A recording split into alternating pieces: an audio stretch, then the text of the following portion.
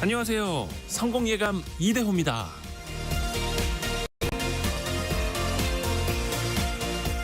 단 한 번만 지나가 본 길이 있죠. 여행을 갔다가 출장을 갔다가 어떻게 한번 지나쳐 봤는데 다시 갈 일은 없었던 그 길. 인생을 드라이브에 빗대자면 어디로 가든 단 한 번뿐인 드라이브일 겁니다. 어떤 방향으로 어떤 길을 가더라도 다시는 되돌아올 수 없는 길인 거죠. 때로는 꽉 막힌 답답한 도로를 만나기도 하고 때로는 한없이 쭉 뻗은 고속도로를 달리는 것 같기도 합니다. 또 아무리 급해도 속도를 낮춰야만 하는 굽이진 길이 우리 인생에 나타나기도 하고요. 힘든 오르막과 위험한 내리막이 펼쳐지기도 합니다. 분명한 건 한 가지. 내가 운전대를 잡고 있고 어디로 향할 것인지 어떻게 몰고 갈 것인지 나에게 달려있다는 겁니다. 차창 밖으로 펼쳐지는 아름다운 풍경도 의미 없이 빠르게 지나칠 수 있고요. 반대로 매일 반복되는 지겨운 길이라고 해도 인생의 소중한 한 페이지로 장식할 수도 있습니다. 처음 온 이 길이 다시는 오지 못할 길일 수도 있고 어제 지나간 이 길이 어제와 같은 풍경이 아닐 수도 있습니다. 성공예감 이대호입니다. 시작합니다.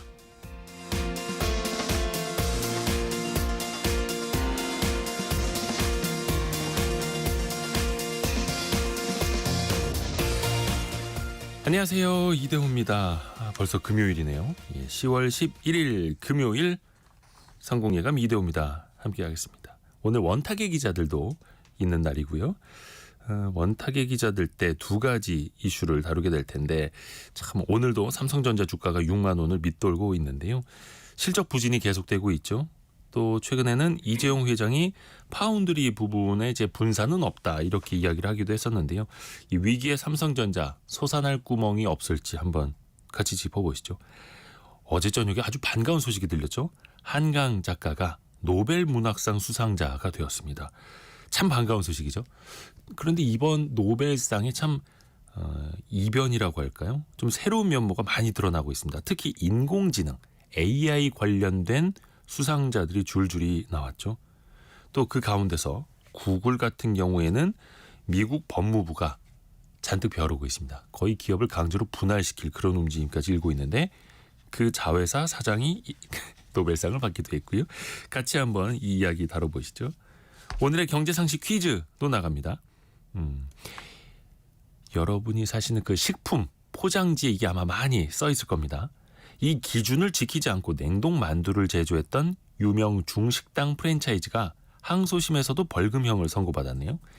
이 인증을 반납하고서 3년 7개월 동안 만두 248만 개, 약 36억 원어치를 불법 생산한 혐의인데요.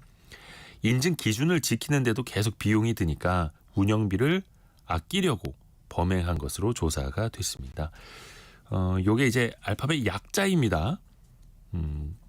알파벳 5자인데요. 식품안전관리인증기준을 알파벳 약자로 5자로 줄여서 식품 그 포장지 앞에 써놓죠. 근데 그걸 정확히 철자를 기억하시는 분들은 많진 않은데 그래서 이거를 그냥 발음 나는 대로 우리말로 부르기도 하죠. 우리말 2자 혹은 알파벳 5자 적어주셔도 좋습니다. 참고로 이게 해저드 애널리시스 앤 크리티컬 컨트롤 포인트 뜻의 약자라고 합니다. 그냥 식품안전관리 인증 기준이에요. 어렵나? 자, 짧은 문자 50원, 긴 문자 100원이 되는 샵 9730 열려 있고요. KBS 콩으로 올려주셔도 좋습니다. 추첨을 통해서 다양한 선물 보내드리고 있고요. 유튜브를 통해서도 원탁의 기자들 만나보시죠. 성공예감 이대호입니다. 자주 검색하시면 성공이 가까워집니다.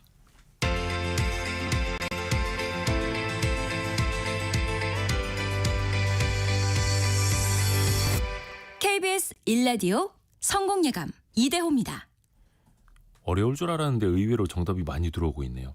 지금 뭐 드시고 계시다면 그 봉지를 빨리 쳐다보시면 이게 써 있을 수도 있습니다. 자, 원탁의 기자를 만나보시죠. 알고란 고란 기자, 2대12 권소현 기자, 서울경제신문 송일아 기자와 함께합니다. 안녕하세요. 네, 안녕하세요. 우선은 삼성전자 이야기를 좀 해야 될 텐데 오늘도 뭐 주가는 그냥 그렇네요. 59,700원. 1.3% 올라서 59,000원이네요. 어떻게 좀 하실 말씀들은 없습니까? 삼성전자 주가를 보고. 제가 어제 오랜만에 계좌를 열어봤거든요. 아, 있어요? 주주세요? 삼성전자를 2020년, 2021년에 이렇게 분할 매수를 했는데 그래도 이제 평균 매수단가 굉장히 낮아서 네. 그래도 좀 안심을 하고 있었는데 어제 열어봤더니 마이너스 4%로 전환을 했더라고요. 아, 3년 전, 4년 전 투자하신 네, 분이. 손실액으로 보면 7만 원 정도밖에 안 되긴 하는데 나의 삼성전자가 이렇게 될 거라고 생각을 못했는데 5만 전자가 가긴 가네요. 아, 그러게요. 특히 이제 삼성전자 같은 경우에는 대략적으로 주주 수가 500만 명이 넘어요. 그러다 보니까 많은 분들에게 또 이제 신경이 안 갈 수가 없는 건데 그 배경은 가장 근본적인 게 뭐라고 보세요, 기자분들은? 사실 3분기 실적이 기자. 아무래도 지난주에 좀 안 좋게 나왔잖아요. 어닝 쇼크가 나왔죠. 네, 그래서 그 충격 여파 때문에 어제 종가 58,000원대를 기록을 했고 이게 종가 기준으로는 1년 7개월 만에 6만 원 선 밑으로 떨어진 거고요. 뭐 그 기준 가격으로는 1년 9개월 만에 가장 낮은 수준까지 떨어진 겁니다. 네. 근데 이게 문제가 같은 반도체 주들 안에서도 삼성전자만 좀 유독 하락세가 좀 심각하다는 건데요. 뭐 사실 이 9월부터 계속 반도체 겨울이 온다, 뭐 고점이다, AI 거품로 막 이런 우려들이 계속 나왔었잖아요. 네. 근데도 뭐 엔비디아나 마이크론, TSMC 같은 기업들은 이런 우려 속에서도 실적으로 지금 성과를 증명을 하고 있거든요. 근데 심지어 지금 2대 우리나라 대장주인 SK 하이닉스도 삼성과는 반대 방향으로 지금 움직이고 있는데 삼전만 지금 이런 상황이에요. 그래서 대표적으로 원인은 일단 삼성이 지금 내세울 만한 핵심 제품이 없다.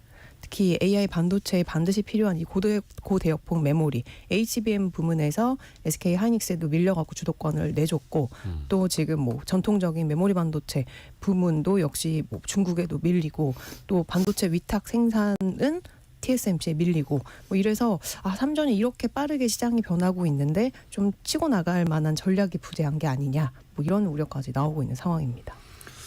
그 반도체의 겨울이라는 표현이 사실은 이제 D램 같은 경우도 수요의 사이클이 있으니까 경기 좋을 때 뭐 PC, 뭐 노트북, 스마트폰 또 서버 이런 거 많이 필요로 하니까. 근데 그거는 전통적인 D램 이야기였던 거고 삼성전자는 그 다른 부분에서 너무 많이 밀린다는 거죠. 그래서 여기서 나올 수 있는 질문이 혹시나 지금 뭐 SK 하이닉스가 가장 잘하고 있는 HBM이라고 하는 고대역폭 메모리 엔비디아의 그 테스트를 삼성이 이제 통과하게 된다면 납품하게 된다면 과연 반전 카드가 될 것인가 하는 점은 거의 1년여 전부터 기대를 하고 있었는데 지금 시점에서 기자분들은 어떻게 보세요? 반전의 카드가 아니라 더 이상 하방을 막아주겠죠. 네. 뭔가 반전까지는 안 될 거고 네. 잘 돼야 본전. 그렇죠. 왜냐하면 이걸 기대한 게 벌써 그 작년도 아니에요. 맞아요. 거의 근데 1년 지금 됐어요. 아직까지도 안 되고 있는 거고 아직도 통과를 못했다는 얘기가 나오고 있으니까 지금 되면은 이제야 된 거야라는 평가가 나오기 때문에 반전이라기보다는 더 이상 하방을 막아주는 거긴 할 텐데 그나마 이거라도 일단 돼야 되겠죠. 근데 이게 사실 엔비디아 권수영 만약에 이제 고대역폭 메모리를 공급을 한다고 쳐도 지금 1차 공급사가 SK 하이닉스고 2차 공급사 마이크론이고 3차가 이제 삼성전자가 되는 건데 이걸 테스트를 통과를 한다고 해도 납품 물량이 그렇게 막 많지는 않을 거라는 좀 우려들이 좀 있고요. 이게 지금 모건 스탠리가 반도체 업종에 대해서 뭐 겨울이 곧 닥친다 이런 보고서로 좀 반향을 좀 일으켰잖아요. 근데 어제 이 반도체 투자 의견 하향 관련한 질의응답 보고서를 냈는데 거기서 좀 주목할 부분이 뭐냐면 네. 만약에 삼성전자가 그 고대역폭 메모리 12단 제품에 대해서 엔비디아 이 테스트를 통과를 한다고 하면 그럼 이제 이때부터는 삼성전자가 시장 점유율 확보를 위해서 좀 노력을 해야 될 거거든요. 그러려면 이제 가격 경쟁률을 좀 갖추려고 할 것으로 내다본 거예요. 그러니까 가격을 낮출 수밖에 없고 이런 식으로 이 HBM 납품 가격 경쟁이 붙으면 결국은 지금처럼 이렇게 높은 가격을 유지할 수 있겠냐. 그럼 장기적으로 이거는 삼성전자의 수익성에도 마이너스가 될 거고 만약에 테스트를 통과하지 못했다. 이러면 삼성전자는 이제 범용 디램 생산을 좀 늘릴 수밖에 없는 거잖아요. 여기 이제 사활을 걸어야 되니까 그렇게 되면 디램 가격 꺾일 수밖에 없고 그래서 이러나 저러나 삼성전자의 수익성에는 크게 도움이 되지 않을 것이라는 분석을 좀 했었는데 저는 이 분석이 약간 조금 동감이 좀 되긴 하더라고요. 그러니까 아주 중요한 신사업 분야에서 한번 밀려버리면 그렇죠. 다른 선택을 하더라도 전략적으로 굉장히 좀 자충수가 될 수밖에 없는 골든타임은 놓친 것 같아요. 골든타임을 한 번 놓쳤다. 삐끗했는데 회사가 이렇게 흔들릴 수 있다는 걸 보고 야 지금의 이 기술 발전 수준이라고 하는 게 어느 정도 속도인가. 그죠. 그리고 또 이제 첨단 IT 분야에서 반도체 분야에서 한 번 밀린다라는 건 기술 격차가 또 몇 년씩 뒤처질 수밖에 없는 거고 사실 그동안 저도 뭐 여러 차례 이야기를 했습니다만 농담 반 진담 반뭐 재벌 걱정, 삼성 걱정, 연예인 걱정은 하는 거 아니라고 했었는데 요즘 삼성 걱정은 해야 된다는 맞아요. 얘기가 나오고 요즘 있더라고요. 이렇게 점심 약속 같은 데 가면 정말 100이면 100 다 삼성전자 걱정. 사실 삼성 그게 걱정하더라고요. 그 노키아가 휘청이면서 핀란드 경제가 흔들렸던 것처럼 삼성이라고 하는 거는 우리나라에서 뭐 증시에도 시가총액 20%를 차지하고 고용도 그렇고 밸류체인이라고 하는 협력사들까지 하면 이제 줄줄이 너무 크기 때문에 당연히 영향을 또 크게 미칠 수밖에 없는 거죠. 정부에서 하는 지금 밸류업 지수도 삼성전자가 15%나 들어가 있기 때문에 그렇죠.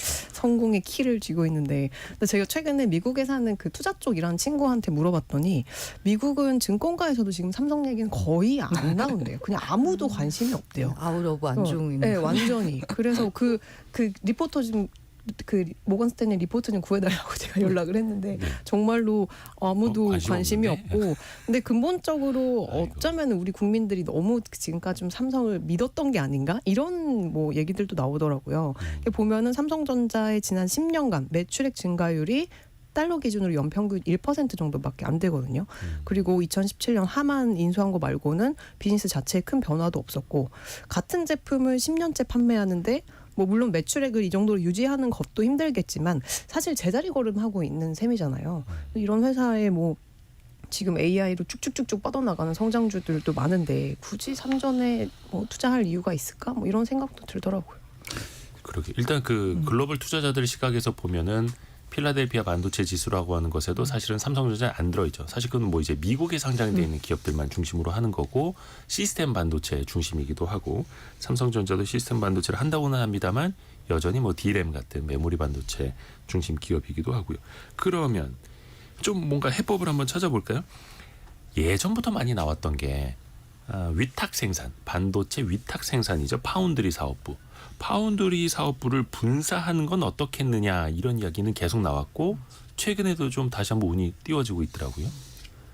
이게 사실은 권소영 기자. 뭐 2019년에도 한 차례 세게 돌았었고 그때마다 삼성전자가 우리는 안 해, 아니 고민하고 있어 이런 명확한 입장을 밝히진 않았었거든요. 근데 이번에도 사실 워낙 파운드리 사업에서 적자 규모가 크고 여기서 뭔가 성과를 내지는 못하고 있는 데다가 이게 사실 파운드리 사업에서 뭐 계획이 좀 있었잖아요. 뭐 2030년까지 얼마를 투자를 해서 뭐 글로벌 1위를 하겠다라고 계획도 세워놓고 투자도 엄청 했는데 지금 TSMC와의 이 매출 점유율 차이를 보면 지금 한 50%포인트까지 벌어졌어요. TSMC가 60%가 넘고 삼성전자는 한 11% 정도밖에 안 되는데 이게 2019년만 해도 한 30%포인트 차여서 해볼만 한데? 라는 느낌이었는데 지금은 너무 많이 벌어진 거예요. 그래서 이쯤 되면 이제 삼성전자도 어떤 결단을 내려야 되는 거 아니냐라는 이제 얘기가 좀 나오고 있는데 마침 또 최근에 인텔도 사실은 종합 반도체 기업이잖아요. 네. 인텔이 파운드리 사업을 분사를 하겠다고 하니까 그럼 삼성전자도 하는 거 아니야? 라는 얘기가 좀 나왔었는데 이재용 회장 지금 이제 필리핀 가 있잖아요. 거기서 아주 분명하게 파운드리와 시스템 LSI 사업 분사하는데 관심이 없다.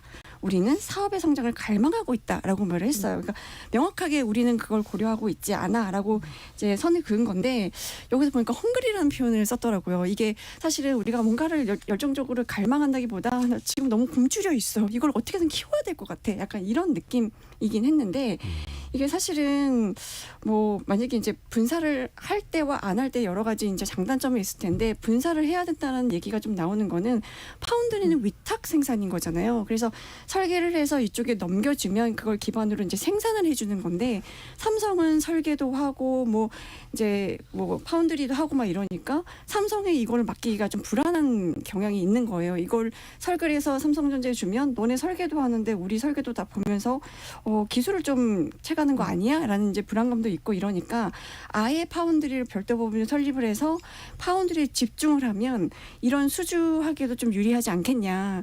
뭐 사실 TSMC가 약간 그런 전략인 거거든요. 우리는 위탁만 해. 우리는 고객과 경쟁하지 않아. 약간 이런 이제 전략인 건데 그런 식으로 하면 TSMC를 빨리 따라잡을 수 있지 않겠어?라는 것 때문에 이제 분사설이 나오는 건데 한편으로 보면 이게 사실은 삼성전자가 그동안 메모리에서 돈 벌어서 계속 적자가 나는 파운드리에 쏟아붓는 구조였거든요. 네.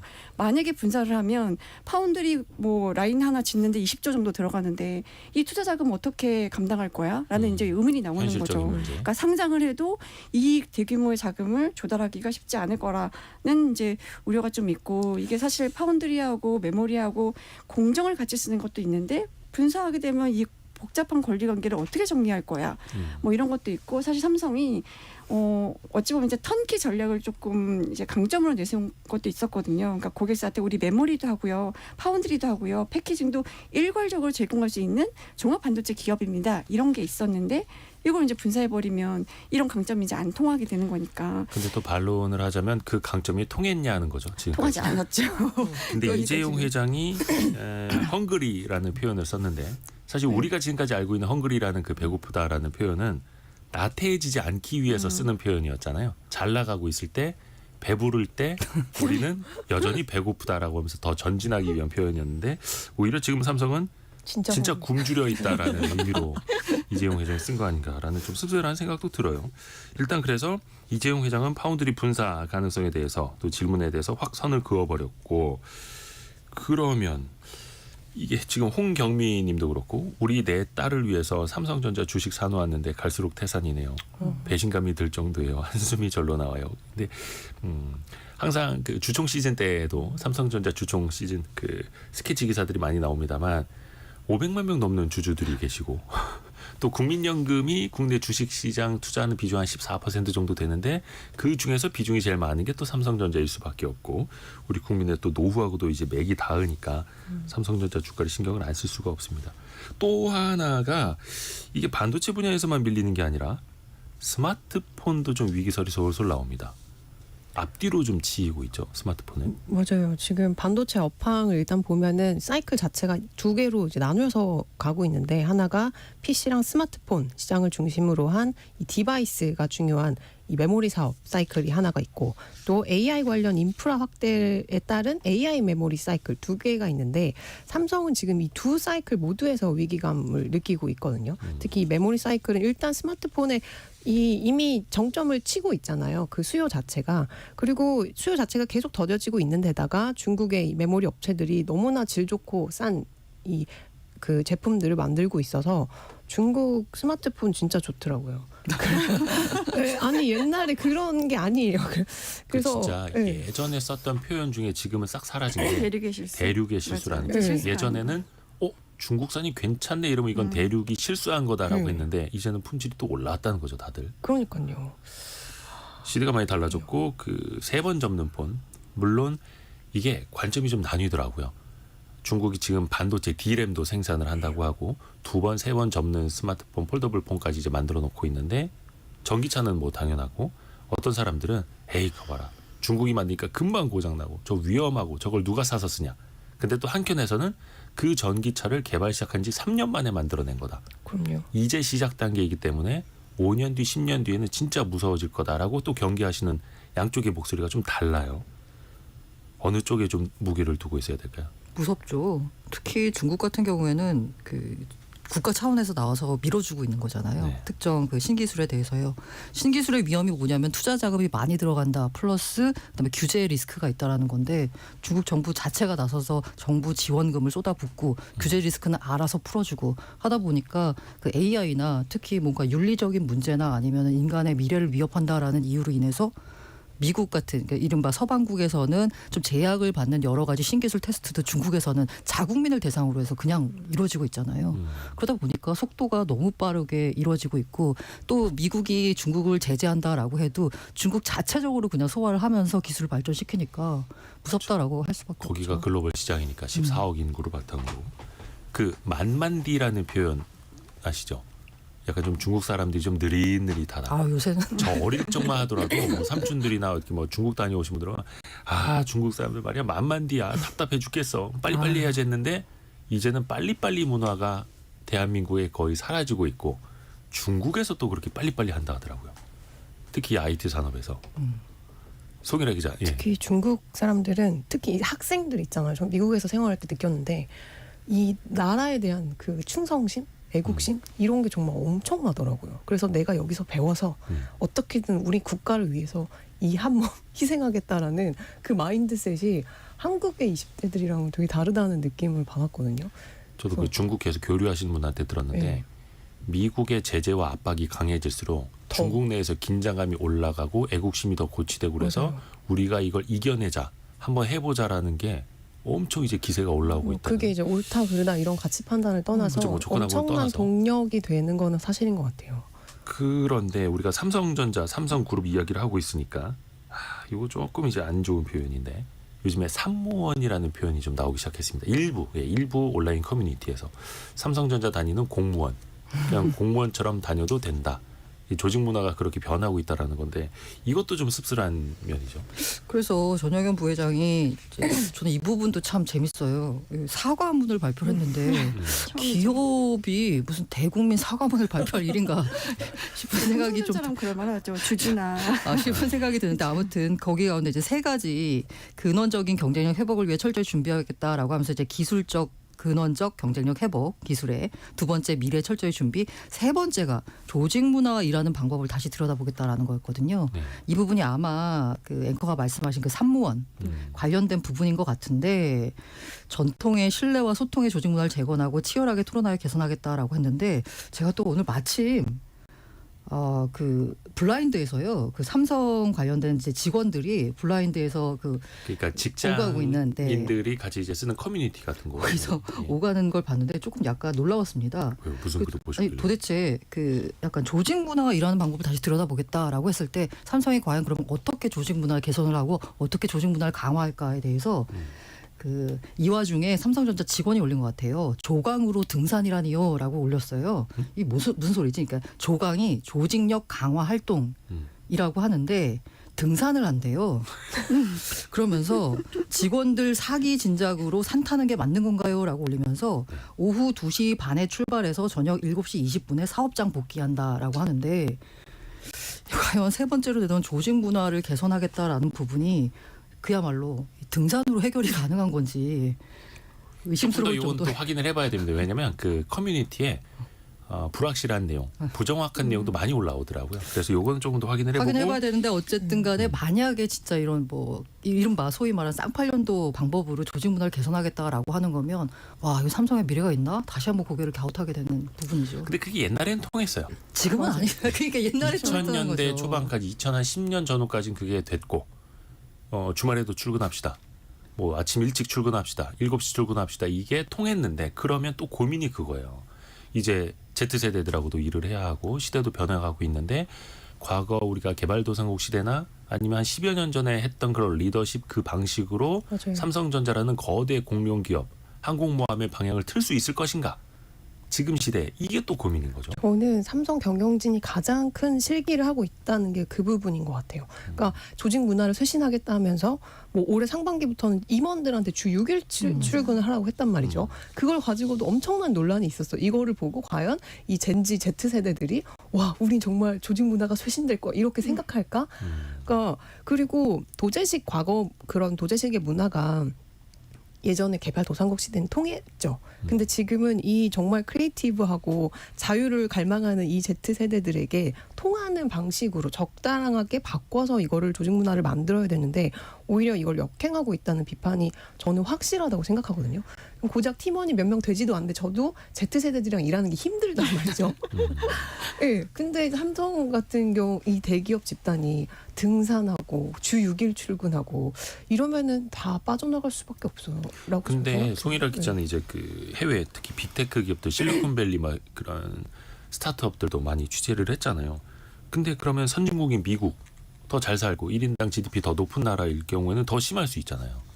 뭐가요? 어떻게 그럼 우리는 이거를 해소를 해야 되는 겁니까? 거기도 Z세대가 있을 거고 거기도 고연봉에 거기도 이제 편하게 일하려고 하는 조직 문화는 또 개인주의 속에서 더 있을 텐데 우리는 이제 그런 앞서갔던 선진국들이 일종의 이제 우리는 중진국의 함정을 넘어서서 선진국의 함정에 들어가는 건데 이거를 어떻게 풀어나갈 수 있을까 참. 근데 가장 큰 차이점은 선택권을 직원한테 주는 거였어요. 그러니까 빡세게 일하려면 이렇게 해서 충분한 보상을 해줘. 성과를 내라. 그러면은 거기에 보상을 합당한 해줄게. 보상을 해줄게. 이제 사무원처럼 이제 공무원처럼 다니려면은 그렇게 해. 그러니까 이거 선택 자체를 이 근로자가 맡기는 할 수 있게끔 만들어 놓은 어떤 그런 문화가 있었는데 우리는 어쨌든 시켜서 하달되잖아요. 그러니까 그거를 이제 반발하는 그 친구들의 어떤 그게 더 커졌다는 게 아닐까. 그러게요. 이게 참 시대의 변화, 또 더 빠른 기술의 변화, 그 사이에서 뒤처지고 있는 삼성의 현재. 이게 누가 한 말처럼 삼성 내부에서 예전에 뭐 고 이건희 회장도 그랬고 삼성 내부에서 위기라고 할 때는 우리가 봤을 때 위기가 아니었고 밖에서 다 위기라고 하는데 내부 다니는 사람들은 위기인지 잘 모른다는 그런 또 바뀐 그런 시대이기도 사실 합니다. 삼성전자 내부에서도 위기론들이 많이 나오고 있는데 그런 게 좀 필요한 것 같아요. 옛날에 선대 회장께서 했었던 예를 들어 프랑크푸르트 선언, 마누라 자식 빼고 다 바꿔라든가 사실 애니컬 화형식 같은 뭔가 충격요법이 좀 필요한 것 같긴 한데 지금 그런 걸 할 만큼 이재용 회장이 카리스마나 리더십을 갖추고 있느냐 이 부분이 굉장히 좀 아쉽긴 해요. 그게 삼성전자 내부에서도 지금 뭐 인류 기업이었던 삼성전자를 다니는 자긍심을 버리고 그동안에 쳐다보지 않았던 다른 기업으로의 이직을 좀 생각한다거나 뭐 외국계 기업으로 좀 가볼까 이렇게 생각하는 직원들이 많아졌다고 하는데 이게 삼성전자가 원래 이제 초격차라는 것들을 이제 내세우고 한 발, 두 발 더 앞서가는 전략이었는데 지금은 그 전영현 부회장의 그 얘기 사과문 중에서 제가 눈이 갔던 게 가진 것을 지키려는 수석 마인드가 아닌 더 높은 목표를 향해 질주한 도전 정신으로 재무장하겠습니다였는데 그동안은 수성했다는 거죠. 굉장히 공격적으로 초격차를 향해 나아가야 되는데 그냥 안주 그냥 지키는 거에 만족했다는 거를 이제 이 삼성전자도 인정하는 게 이 사과문의 약간 핵심이 아니었나 싶어요. 앞으로도 삼성전자에 대해서 이야기할 기회가 많을 텐데 좀 좋은 이야기로 좀 했으면 좋겠고요. 경제상식 퀴즈 한 번 더 내드리고 두 번째 이슈로 넘어갈게요. 정부가 안전한 식품 혹은 안전한 환경에서 만들어지고 있는 식품이다라고 인증하는 그 일종의 인증제도입니다. 정확히 말하면 식품안전관리 인증제도. 흔히 요거를 우리말로는 두 음절로 부르게 되고요. 영어 알파벳 5자로 구성이 됩니다. 이게 원료 관리부터 제조, 가공, 조리, 유통 등 모든 단계에서 나쁜 물질이 섞이는 걸 막기 위해서 각 단계를 체계적으로 관리하고 있다라는 뜻인데요. 이 인증을 받은 업소가 누적으로 11만 개에 이른다고 합니다. 그런데 이 마크를 받았어도 뭐 곰팡이 김치가 나온다든지 순대 공장에서 벌레가 나온다라든지 이런 위생 문제가 터질 때가 있죠. 조상현 님이 먹는 걸로 장난치는 게 제일 나쁜 것 같아요. 특히 어린이들이 먹는 음식으로 장난치면 화가 나요. 이렇게 보내주셨고요. 3719님은 아들한테 이거 안 붙어 있으면 사 먹지 말라고 항상 이야기하고 있습니다. 라고 또 알려주셨네요. 그래서 여러분이 지금 갖고 계시는 식품 그 포장지 겉을 보면은 요게 이제 5자 알파벳 5자 써 있을 수 있습니다. 8888님 이제 퇴사를 해서 출근길을 그 매일매일 들을 수는 없지만 오늘 정말 오랜만에 들으신다고. 정답은 왓썹 인증입니다. 왓썹? 예. Hey bro. 왓썹하고 좀 비슷합니다. 한 글자만 바꿔서 쓰시면 됩니다. 짧은 문자 50원, 긴 문자 100원이 드는 샵 9730이나 KBS 콩으로 올려주시면 됩니다.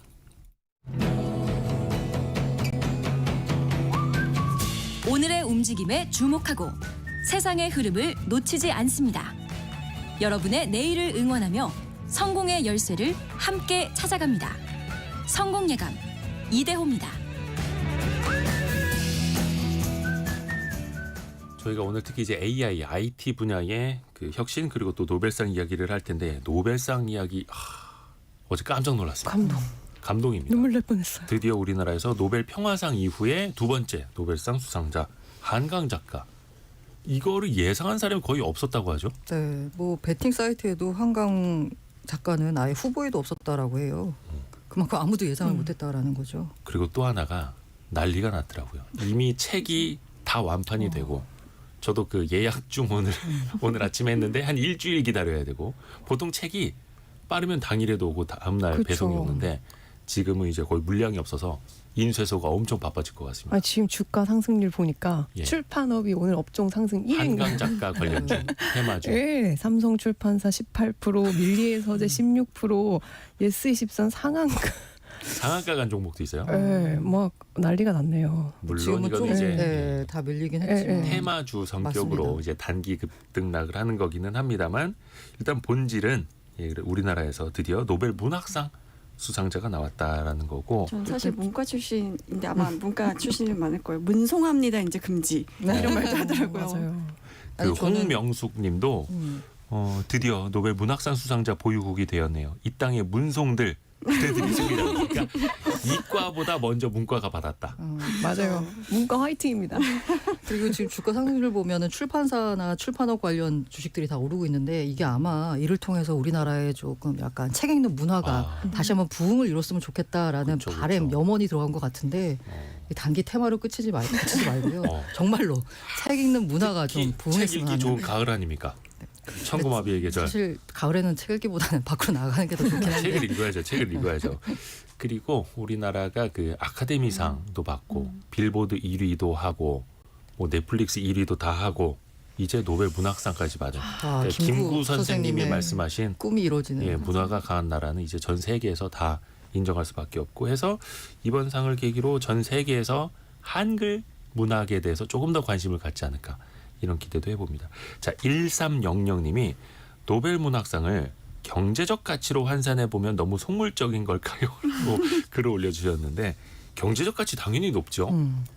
이게 상금이 거의 13억 이렇게 된다. 1천만 크로네. 음. 그렇죠. 13억 맞아요. 5천만 원 정도. 그죠. 그리고 또 전 세계인이 네. 한글 문학에 또 관심을 갖는다면 그거는 뭐 셀 수 없는 가치가 될 텐데. 일단 뭐 그 수상자만 놓고 봤을 때는 상금이 지금 12년에 저커버그 같은 사람들이 IT 분야 거부들이 모여가지고 브레이크 스루라는 상을 제정했어요. 네. 그게 300만 달러니까 한 뭐 43억 정도 되죠. 요거 빼고는 상금이 제일 큰 게 바로 노벨상입니다. 다른 뭐 필즈상이나 뭐 이런 거 보면 대충 한 1억이 좀 다 안 되는 상금이거든요. 근데 이것도 상금만 큰 놓고 건데. 보자면 이 노벨상이 거의 지금 가장 상금이 큰 거고 이 상금이 다 달라져요. 이유가 뭐냐면 이 노벨상의 재원이 어디서 나오느냐? 다들 아시다시피 그 다이너마이트를 만든 노벨이 남긴 그 유산을 가지고 그걸 운영을 해서 상금을 주는 거잖아요. 그러니까 운영을 잘하면 상금이 많이 나오고 운영을 못하면 상금이 적게 나와서 그 2차 대전이 있었던 1차 대전, 2차 대전 있었던 요 전쟁 때는 사실 뭐 자산의 운용이라는 게 거의 뭐 불가능하잖아요.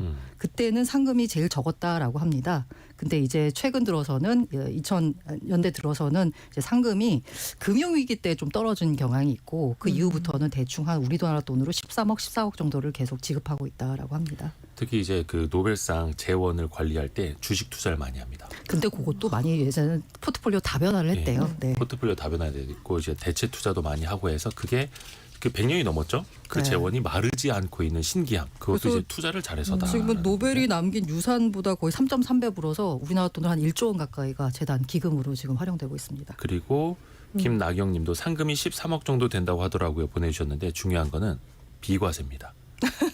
제가 그래서 소득세법을 한번 뜯어본 적이 있거든요. 비과세예요, 거기에 그거는. 써 있어요. 있어요. 올림픽 같은 이제 국제 공인 그 대회 그리고 노벨상이라 정확히 써 있어요. 소득세법에. 노벨상 받으면 비과세니까 여러분 많이 받으세요. 아, 정말 많이들 노력해야겠네요. 도전하시고요. 예. 아, 근데 뭐 개인적으로도 뭐 어쨌든 경제적 효과 있지만 아까 말씀드린 대로 출판 문화업 자체가 부흥을 할 수 있는 계기를 마련하는 거잖아요. 아, 이 기회를 통해서 우리나라 출판 시장이 좀 성장했으면 하는 그러게요. 바람입니다. 이번 주말에 예, 가족들이랑 서점 많이 가죠. 서점 가시죠. 자, 노벨상 이야기 나왔으니까 말인데 이번에는 되게 노벨상 이렇게 할리먼이라고 하죠. 수상자를 선정하는 곳에서 되게 좀 파격적이더라고요. 특히 인공지능 개발과 관련된 사람들이 줄줄이 상을 받았습니다. 맞아요. 이 노벨상이라고 하면은 사실 뭐 인간의 근원적인 창의성이나 과학적 발견에 대한 뭔가 또 순수 순수 연구에만 이제 기존에는 수여를 했었는데 올해는 화학상, 물리학상에 다 AI 관련 인물들이 포함이 됐습니다. 화학상을 받은 데미스 하서비스 구글 딥마인드 CEO와 또 딥마인드 소속 연구원 존 점퍼가 지금 화학상을 받았고요. 물리학상은 AI 머신러닝의 기초를 확립했던 존 호필드 미국 프린스턴대 명예교수, 또 제프리 힌튼 우리가 기사에서도 엄청 많이 썼던 그 힌튼 캐나다 토론토대 교수에게 돌아갔는데요. 이 힌튼 교수가 본인도 깜짝 놀랐다고 너무 놀라는 그 인터뷰가 있더라고요. 그래서 이 구글을 떠난 이 힌튼 교수까지 합치면 수상자 4명 중에 3명이 구글 AI와 연관된 인물이었어요. 그러게요. 힌튼 교수도 본인도 예상을 못했던 거고 한강 작가도 그 발표 나가기 15분 전에 전화 받았다고 와. 하고 그래서 이거 국제 전화를 차단해 놓으면 안 되겠구나. 농담이었고요.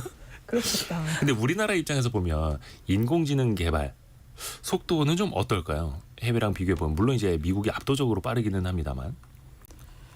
우리나라도 아니 우리나라도 사실은 뭐 기술 개발하면 또 한국이 뭐 속도나 아니면 이제 깊이 면에서 최고긴 한데 이게 사실은 AI는 지금 규제랑 같이 가는 것 같아요. 그러니까 어느 나라에 어떤 규제가 적용이 되는가에 따라서 그 산업의 발전 속도가 좀 달라지는 경향이 좀 있는데 기본적으로 우리나라의 AI 기본법 제정 자체가 계속 안 되고 있는 상황인 거예요. 그러니까 사실 이 법이 마련해 돼야 그 제도 안에서 이제 여러 가지 기술 개발이 이루어지고 그러니까 뛰어놀 수 있는 운동장을 만들어주는 게 우리가 기본법 같은 건데 이게 지금 AI 관련 법안이 우리나라는 한 10개 정도 이제 발의가 되어 있긴 한데 이게 이름은 산업진흥법 이런데 규제법이에요. 사실 뜯어보면 뭐 정부도 AI 산업에 뭐 육성하겠다 뭐 이렇게 의욕을 보이고 있고 뭐 이런데 지금 보면 AI 글로벌 지수라는 게 있거든요. 뭐 영국의 뭐 업체 하나가 발표를 하는 건데 네.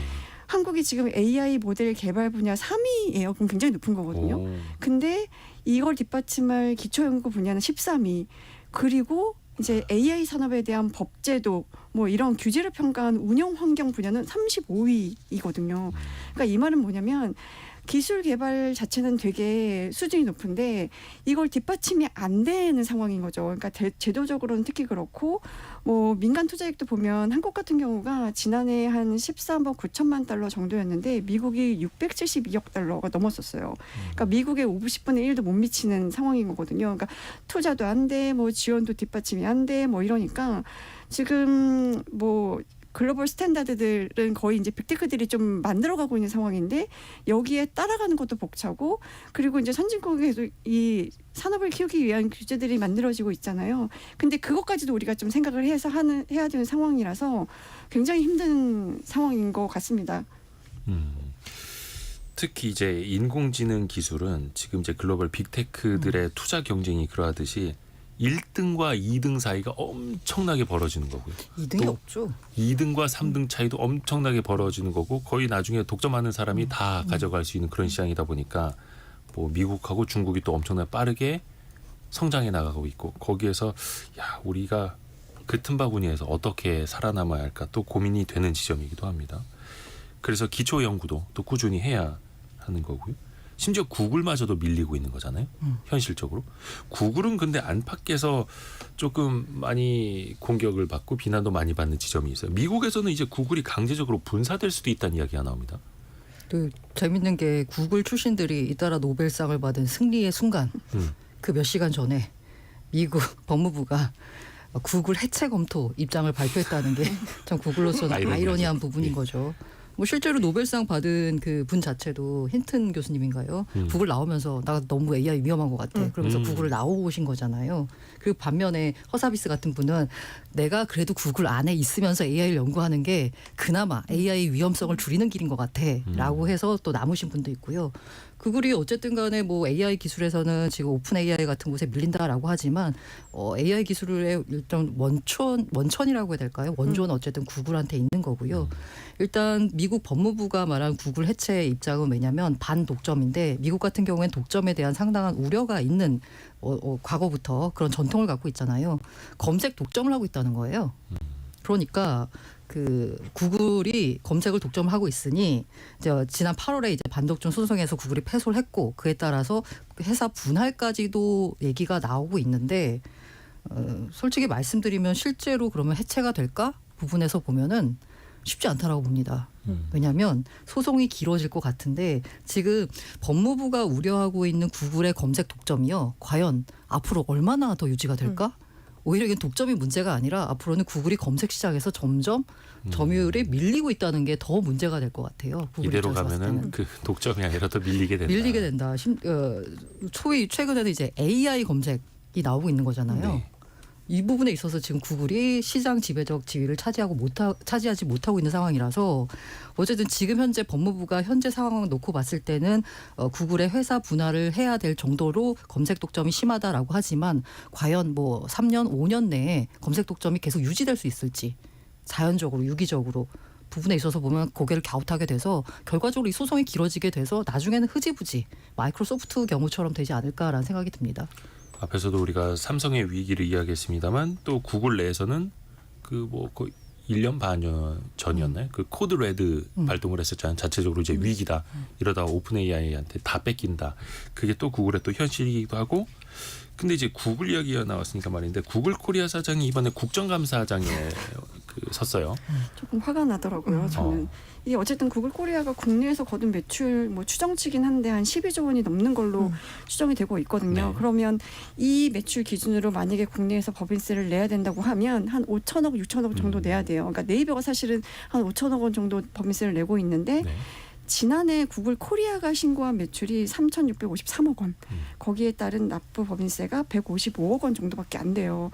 그러니까 구글이 사실 그러니까 구글의 논리는 이런 거죠. 핵심 사업 매출 대부분이 그러니까 해외.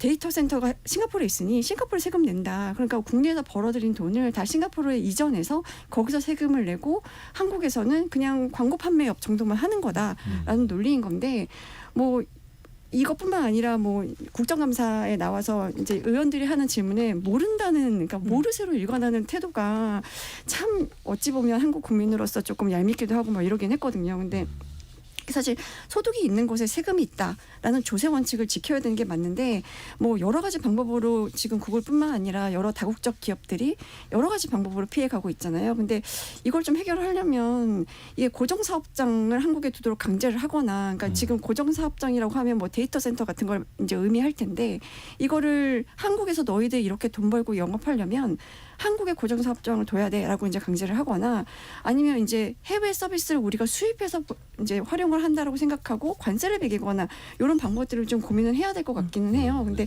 여러 가지로 보면 구글이나 뭐 이런데 한국이 좀 호구 잡히는 게 아닌가 하는 생각이 좀 들긴 그래서 합니다. 이제 구글 코리아 사장을 이제 증인으로 소환한 게 국회 기재위인데 국회 기재위가 하는 일이 세법을 만지는 일 아닙니까? 그래서 세법을 조금 더 촘촘하게 국회에서 개정을 하는 것도 하나의 또 역할이라고 보고요. 뜨겁게 토론을 했습니다. 알고란 고란 기자, 이데일리 권소희한 기자, 서울경제신문 송일아 기자 함께했습니다. 고맙습니다. 네, 감사합니다.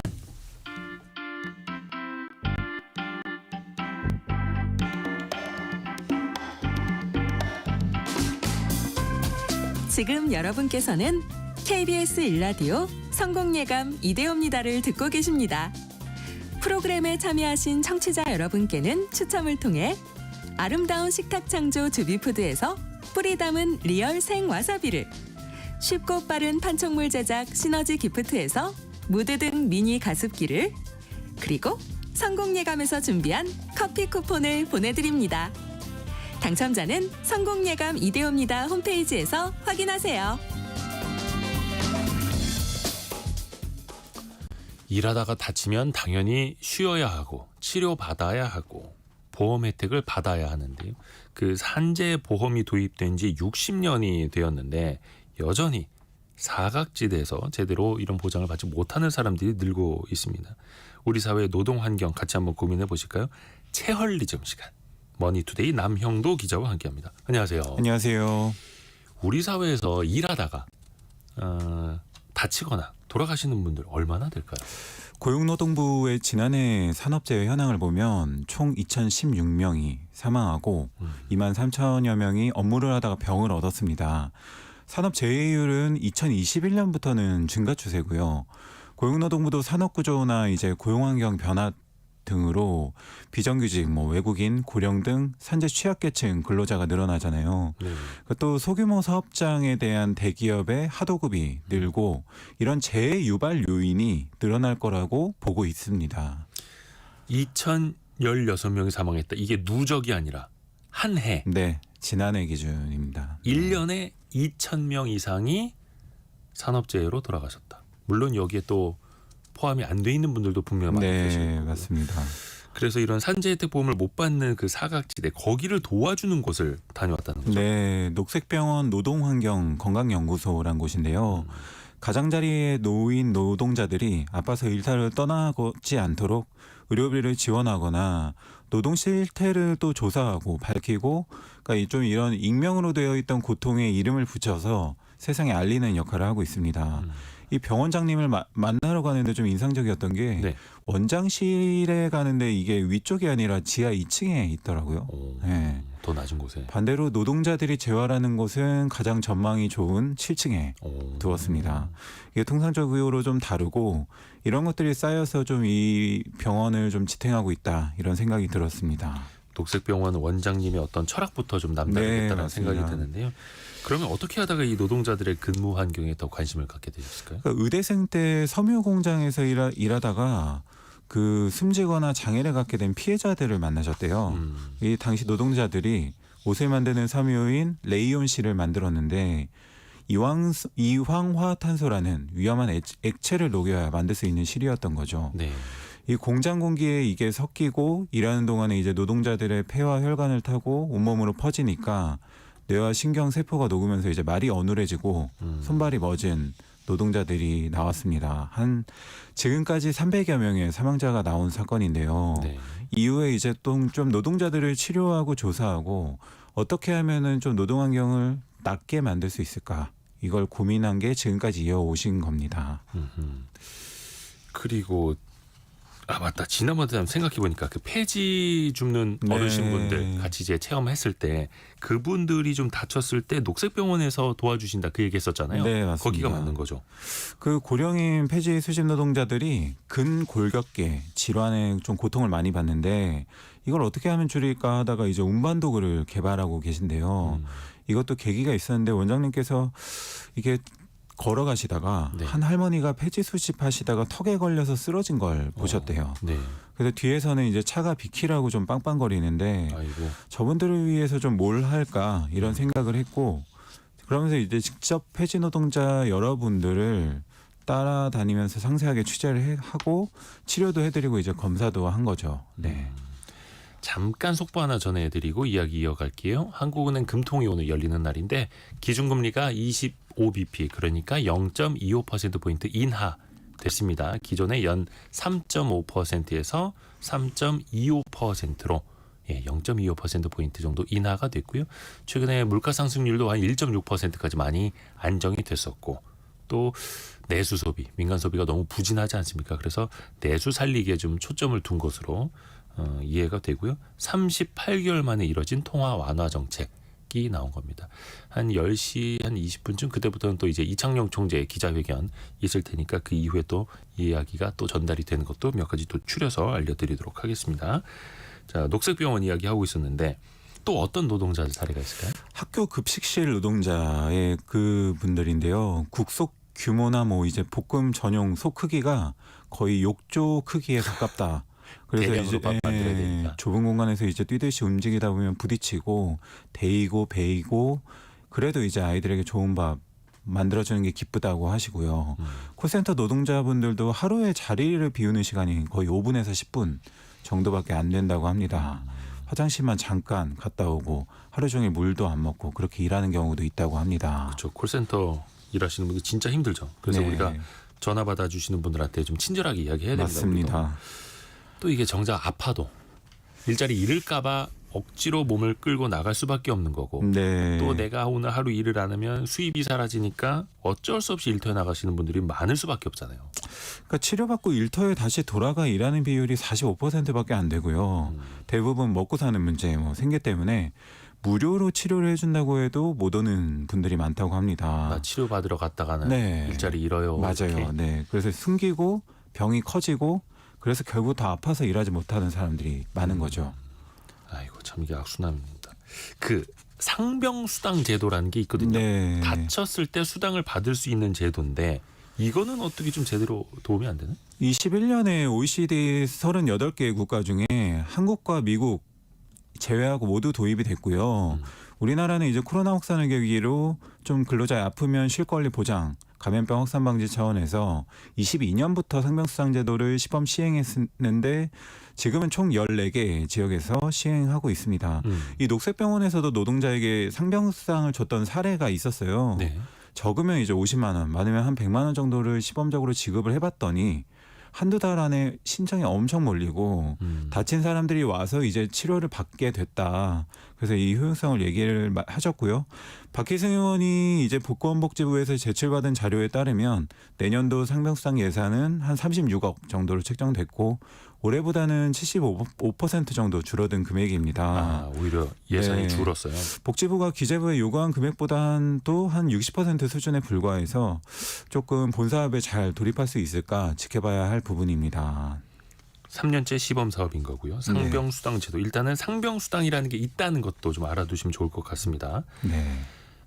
우리 사회 노동 환경 사실 뭐 지금 2020년대가 되었습니다만 여전히 사각지대가 크게 있다라는 건데 어떤 노력, 어떤 고민들을 좀 같이 해봐야 될까요? 그러니까 단순히 아픈 노동자를 치료하는 걸 좀 넘어서 아픈 사회와 함께하는 좀 공동체 회복을 많이 강조하셨는데요. 네. 이 노동환경 건강연구소에서 쓴 책 고통의 이름을 붙이는 사람들 위해서 제가 인상적으로 봤던 문장이 있었는데 노동자들의 마음을 읽었던 좀 해치 교수라는 분의 이런 질문을 던졌다고 합니다. 네. 저 노동자는 뭐 저 작업장에서 평생토록 일해도 좋겠는가? 나는 저 작업장에서 평생토록 일해도 좋겠는가? 내 아들, 딸이 저 작업장에서 평생토록 일해도 좋겠는가? 이런 모든 질문에 예라고 답할 수 있을 때 노동이 존중되고 일터가 안전할 수 있을 것이다. 네, 이런 질문이었습니다. 내 아들, 딸이 일할 수 있는 곳, 내 몸을 맡길 수 있는 곳, 그런 측면에서요. 4156님이 세상에 이러한 의인인 의사 선생님들 계시니까 나라가 지탱이 되고 있네요. 존경심이 듭니다. 또 이렇게 보내주셨고요. 좋은 취재해 주신 머니투데이 남영도 기자에게도 고맙습니다. 감사합니다. 자, 저희가 1부 마무리하고 2부에서는요. 요즘에 뭐 그 흑백 요리사 비롯해서 요리 프로그램 엄청나게 인기 많죠.